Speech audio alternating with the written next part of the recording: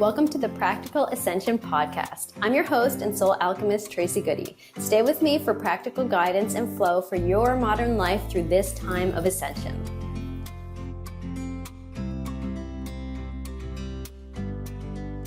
Today on the Practical Ascension podcast, I am joined by Janine Wirth from Path to Healing Therapy and Coaching. Janine is on a mission to free women from the burden of unresolved trauma without spending years in therapy. As the CEO of Path to Healing Therapy and Coaching and the creator of groundbreaking programs Freedom from Trauma and PTSD and Banish binge eating, Janine applies the same techniques that healed her own traumatic experiences to help women from around the globe overcome their painful past in just 12 weeks. Janine is a licensed psychotherapist, clinical hypnotherapist, and life coach using an innovative new modality that radically transforms people's lives by harnessing the power of their subconscious. Oh, this is the stuff that I love.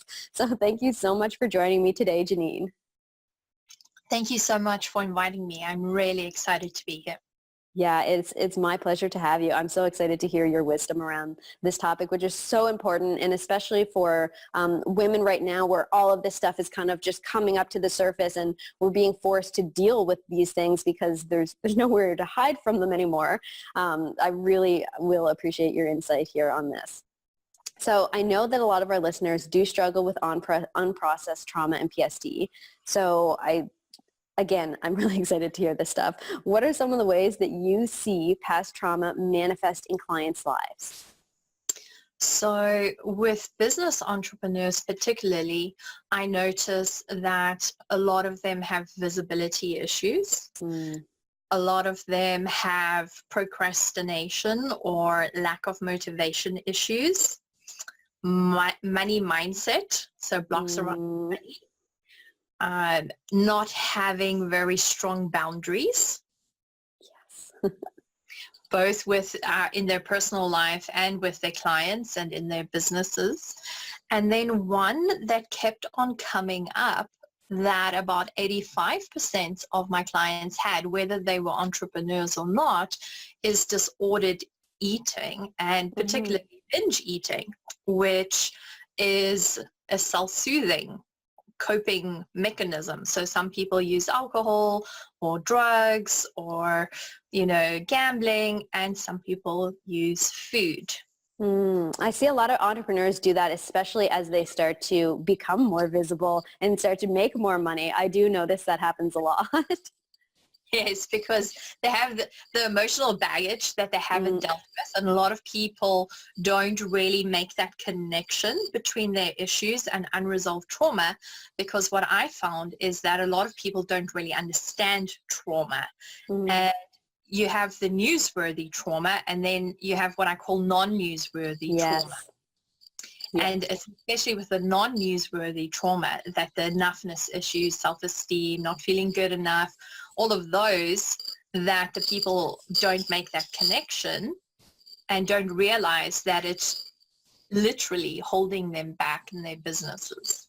I believe it. And you know what? That's been the case for me. I can really resonate with what you're talking about there, the non-newsworthy trauma, because I remember, especially, I've gone through years and years of self-worth, a lot of progress and growth and all of that. But what kind of bothered me when I was looking at it is, nothing bad has ever really happened to me. I've had a good life. So it really took some time to kind of dive in and see what my body considered trauma is not something that I would perceive as trauma previously. Does that make sense?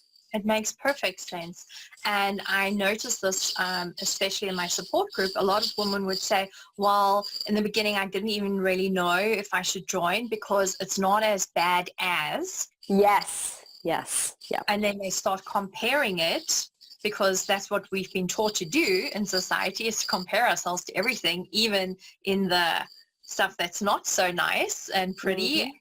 Well, my parents weren't emotionally available for me, but it's not as bad as being raped. Right, exactly. Yeah, that's basically where I was at too, where it was almost guilt for being like, well, who am I to think that I have issues if nothing, huge happened to me. Exactly. And that's what I see a lot. So for me, it's been quite this mission to re-educate people on what trauma is and how the mind processes trauma, and get them to actually validate themselves and things that have happened to them, whether it's newsworthy or non-newsworthy trauma. I believe it. And I know that like how it felt in my own energy was more like, again, it's not like I'm walking along and there's one huge event, but it's like this bird has been swooping in my whole life, kind of pecking away at me just because I have kind of like that sensitive energy. So it kind of just pecked away. So it was, it was a little bit more complicated to release because it wasn't one big thing. It took a lot of going within to find that. And I mean, it's still a journey. And another thing I wanted to mention too is whenever you're talking about the different ways, the visibility and the boundaries and and the procrastination too, I think it's a really important thing for those of our listeners that are business owners, which I know a large portion of them are, to really understand that this trauma is affecting or could be affecting those areas, because I find a lot of them will just be like kind of in that energy of, well, what's wrong with me? I can't get things moving. I can't get things going. And then just kind of like build upon their own issues in their mind by feeling like there's something wrong with them that they can't get moving, but not connecting it to trauma. Exactly. And then it basically just gets worse because they are now adding fuel to the fire. Absolutely. And yeah, it spirals. Yes, and starting to compare themselves to other people without knowing what's going on in the background. I always say it's like when your mind is trying to process something, an issue that you have, you can compare it to a song that keeps on playing over and over in the background, and that takes a lot of your mental energy. That's why a lot of people have fatigue, or they have this feeling of not being motivated and they procrastinate. But once you've dealt with that, immediately you have this huge shift in energy where all of a sudden you're getting up before your alarm goes off. You're getting so much done in a day because you are claiming back so much of your mental energy and being able to use it more effectively instead of your mind being busy with this little project in the back there all the time. I like that visual a lot because it makes a lot of sense. And I feel the difference between, the heaviness whenever you are in that state, and then the lightness of whenever you're kind of free from it. And it's almost as though you don't notice that you're holding all this tension and this heaviness until it's gone. And then it's just like, oh, I can breathe. That feels a lot better. That is what 99% of my clients say. I totally believe it because it's not something that is just like, I know this is holding me back. It's something just like, you can just feel that it's there. Yes. Yeah. So you talked about it a little bit and you were telling about the different points where unprocessed trauma and PTSD can be affecting you. Is there anything specific about how it could be affecting your business? Well, the thing is, a lot of people, specifically entrepreneurs, know what they're supposed to be doing and they know how they're supposed to be doing it. But say now, for instance, you're trying to get your business and your own brand better known and out there. If you, for instance, have a belief that it's not safe to be visible, then you're going to start sabotaging yourself and you will not go after opportunities that make you visible. And you'll probably be asking yourself, why am I not doing that?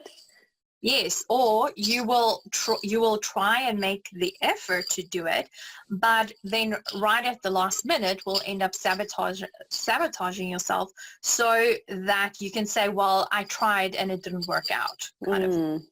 Yeah, and providing more evidence for your brain that, see, I shouldn't be doing that. Exactly. And building on that belief, whatever it is, that, you're not good enough and that you're different to everybody else and you can't do it, that you're an imposter. There's so many things there that play around in people's minds, and the whole function of that is to try and keep you safe and to try and reinforce this negative belief that you've picked up somewhere in your childhood or in the past, making it true for you. That's so interesting. Oh, it's such an important topic too that I really encourage our listeners to really feel into this and feel how it applies to you as well. So I'd love to hear more about how you work with women to heal this trauma. All right. So when clients come to me, if they know that they have had newsworthy kind of Mm-hmm. trauma, so they know that either they've been abused or attacked or something like that, or maybe been in a relationship that was violent, they will come to me and they'll say, this happened to me and I need to deal with it. And very often I'm the first person that they tell their story to. Mm-hmm. So they know that something happened to them, but they haven't really had the opportunity to process it. Then the other half will come to me with their secondary symptoms because their trauma is not newsworthy trauma. So that will now be the binge eating, the visibility issues, money mindset, things like that. And the first question that I always ask is, when I do the intake, have you experienced trauma that you know of? Mm-hmm. And then when the women who have had non-newsworthy trauma tell me about their childhood and the history, then I can start seeing, okay, parents were emotionally unavailable. They were constantly compared to a sibling and made to feel not good enough, things like that. So I already know where that's going. And then I ask them, if I could fix one thing for you today, what would that be? To find out what is their pain point, Mm-hmm. because they usually have a cluster of symptoms, but we want to find out what is bothering them the most. And then I use a technique that takes about 2 hours for a session, where I use regression hypnosis and combine it with parts of traditional therapy. So a 2-hour session is the equivalent of about 10 CBT sessions. I believe it.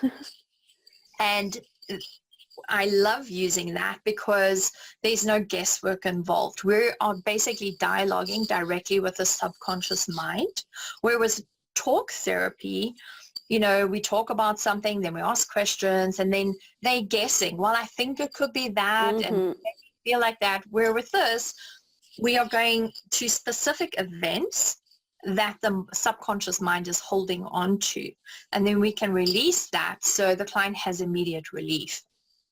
This is where your combination of your training, your psychotherapist, hypnotherapist, and life coaching is really coming together and creating some powerful transformation. Yes, because I'm dealing with the issues from the past and then helping the client move forward in their business, because I have almost 2 decades of sales, corporate management, and marketing experience. Oh, even better. So it's like it all came together perfectly. Yeah, I love that. What a powerful combination. And I could see too how that can, just 2 hours of that can provide so much clarity, so much healing. Yes, and then I give them a bespoke hypnosis audio that they will listen to for the next 21 days as a minimum. They can listen to it longer. That's dealing with whatever came up in their session, because I don't know what that's going to be, but once I've done the session and know that, they get one where we are now basically building new neural pathways in their brain, install the new habits and beliefs that they want. Because that's an important aspect of it too. Like going in and doing a powerful, transformation session is important, but it's the after work too that really pulls it into your life, and that's what creates the real change, I believe. Exactly. So I had a client recently where she had had some trauma, and she said to me, well, I've got this huge following online, 5,000 followers, a group with 5,000 followers making no money in her business. So we did one session with her. I did one coaching thing, call with her in week 4 after she had listened to her audio for 21 days and given her some business advice. And within 10 days, she had made more money than what she had in the last 6 months of her business.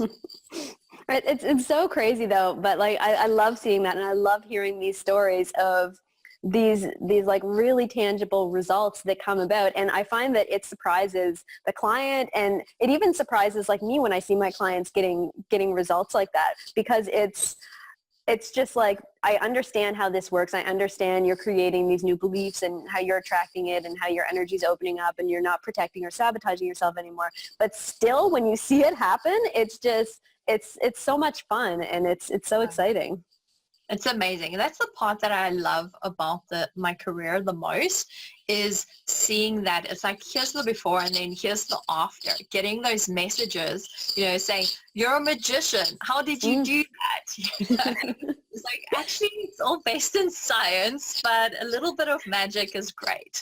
Yes, exactly. Well, this is the thing too. There's a lot of the parts of the science that's just catching up to it, like now and just recently too. So it is kind of still magic, right?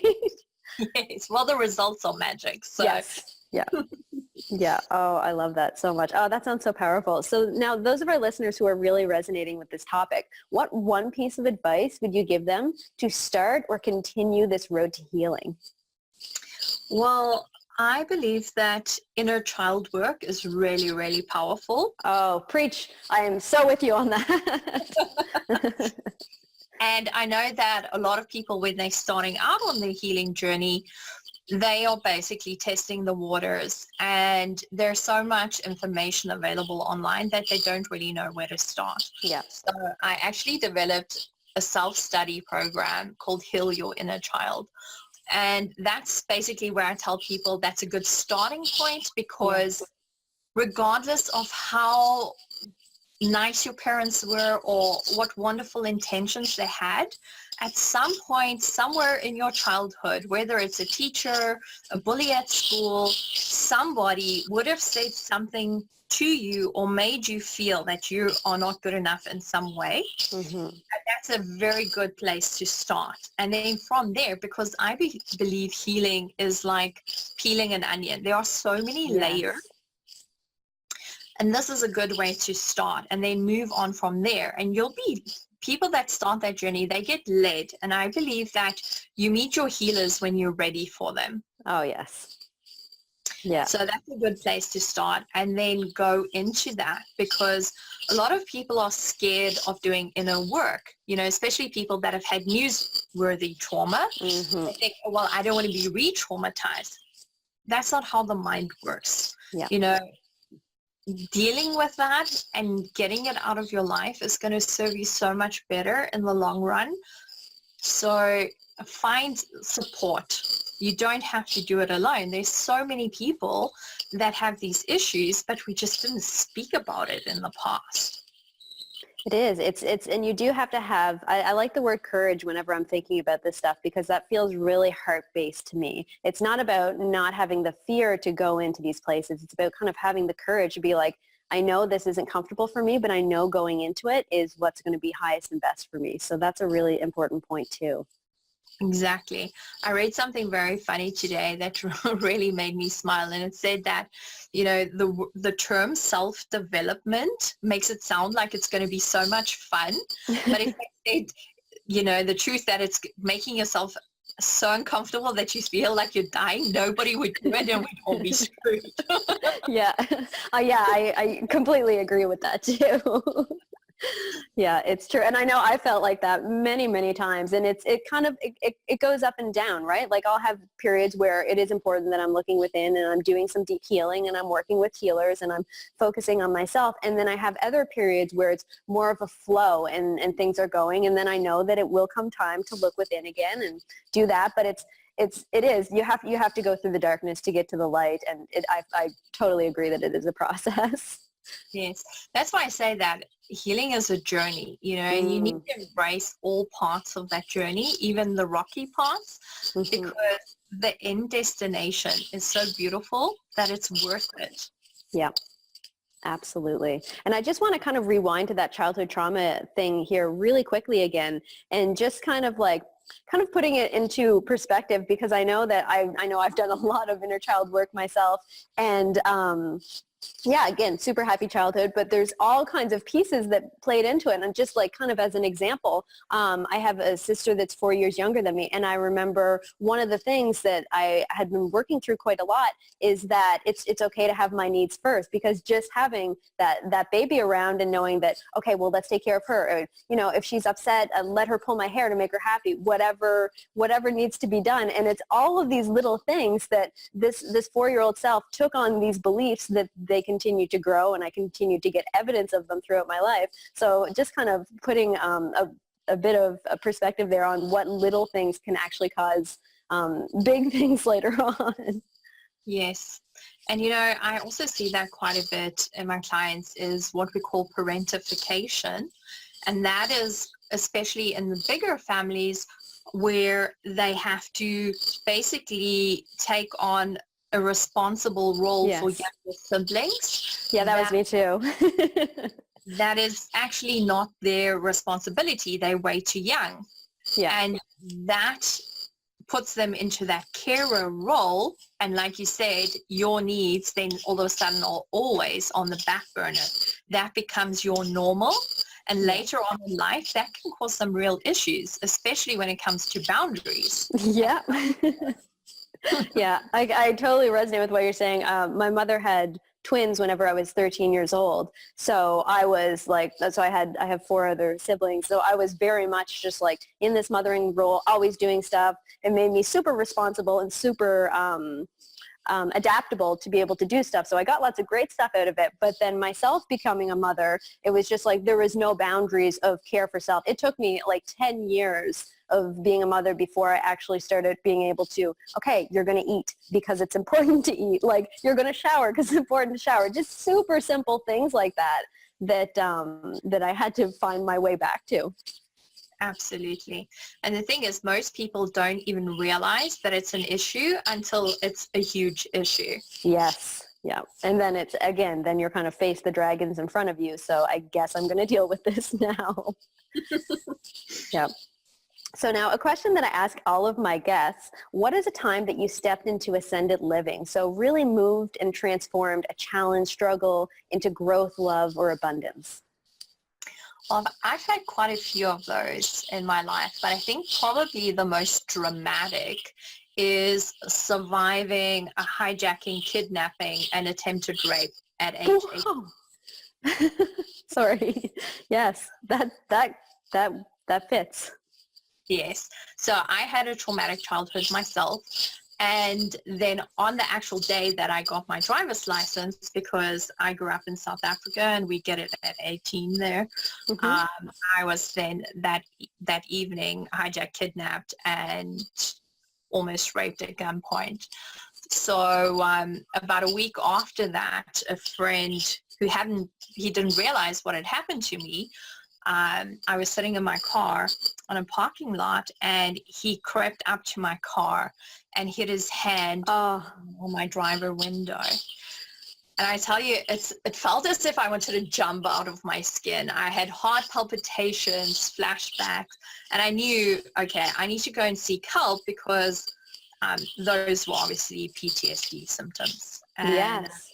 I went to see a psychologist, and back then it was of course just talk therapy and that. And after I had told him my entire story and also the issues from my childhood, he said to me, Janine, I believe your traumatic childhood ended up saving your life. Because when the guy had a gun against my head and said, take off your clothes, I said to him, you're going to have to shoot me first. And he said, by standing up for myself, because everyone talks about this fight, flight, or freeze, my default setting was fight. And because my entire life I'd been taught I can only rely on myself, when push came to shove in a life and death situation, I thought, well, if I'm going to die here today, I'm going to stand up for myself. And that really threw the attackers off, because they're used to people begging, crying, pleading, doing whatever is necessary. This was not part of their script. They didn't know what to do then. And my psychologist back then said, well, that probably saved your life, because that threw them off. That's powerful. And that was the first time ever that I felt any shred of gratitude Right. for my traumatic childhood. Absolutely. And probably a little bit of personal power too. Yes, because that resilience that I had accumulated or developed in my childhood really kicked in and helped me when I needed it. Exactly. And of course, eventually led me to this path, because I then knew at some point I want to be a therapist and I want to specialize in trauma and I want to work with women. Oh, it's so powerful. And I love, well, not that I love that story, but I love the transformation of it and how it's not something that dragged you down and kind of put you into a spiral. It lifted you up as you're processing it and is now allowing you to effectively help other people. So that's really powerful. Thank you.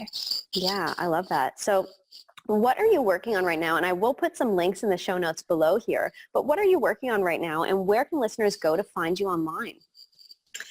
Well, I've just last week developed a freebie that I would like to offer your listeners that is all about visibility trauma. And when you feel that being visible, especially in trying to promote your business or that doesn't feel safe to you. So I will give you a link for that. And I also have a support group, a private support group on Facebook called Freedom from Trauma and PTSD. And I would warmly invite any woman that is looking for sisterhood, a safe space. You know, there's a lot of high vibe women in there who are not victims. They are survivors. They don't dwell in that victim energy. Yes, there's a big difference there. Oh, a huge difference. Even though bad things have happened to them, they know who they are and who they want to be, because at the end of the day, that is a choice. Yes, totally agree. So I would invite anyone that would be interested to join that. And of course on Facebook, I have my business page, and I also have my website, which is just myname.com, JanineWirth.com. Awesome. So yeah, I'm definitely going to include those in the show notes below, and I encourage everybody to check it out. And at the very minimum, join the Facebook group and feel into how that can support you for sure. So now as we're wrapping up, is there anything else that you feel our listeners should know? What I would like every woman to know is that regardless of her past, when you are willing to do the inner work, you can make that just one page of your story. The rest of the chapters you get to write yourself. Thank you so much for joining me today. Remember to check out practicalascension.com for your free membership, access to guided journeys, energy healings, activations, and more to deepen your practical ascension experience. And grab that all in the show notes below. Have an amazing day.